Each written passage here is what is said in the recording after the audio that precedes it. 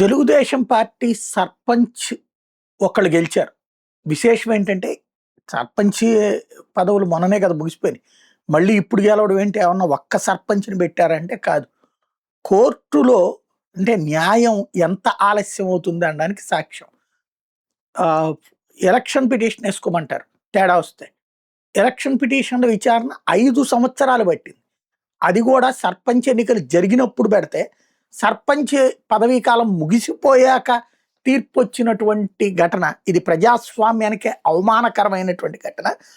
కోనసీమ జిల్లా గాడిలంకలో 2021లో ఎన్నికలు జరిగినప్పుడు వెంకట కృష్ణారావు తెలుగుదేశం పార్టీ ఆయన అయితే అప్పుడు మామూలుగా సర్పంచ్‌లకి సింబల్ ఉండదు. ఆయనకి టీడీపీ మద్దతు. టీడీపీ తరపున ఆయన పోటీ చేశారు వెంకట కృష్ణారావు. ఆయన ఓడిపోయారు. గెలిచింది నాగమునేందర్‌రావు. అప్పట్లో ఈ కోర్టులో పిటిషన్ వేస్తే 25 చెల్లని ఓట్లకి సంబంధించి మళ్ళీ చెక్ చేసి ఫైనల్ చేస్తే 10 ఓట్ల మెజార్టీతో 5 సంవత్సరాల తర్వాత ఇప్పుడు ఆయన గెలిచినట్టు ప్రకటించారు. ఎన్నికలైపోయిన తర్వాత ఏ 45 రోజుల్లోనో, 2 నెలల్లోనో చేస్తే దానివల్ల ఫలితం ఉంటది. ఎన్నికలైపోయాక ఇప్పుడు సర్పంచ్ ఓడిపోయాడని, కొత్తగా ఈయన సర్పంచ్‌గా ఎన్నికయ్యాడని కోర్టు తీర్పిచ్చింది.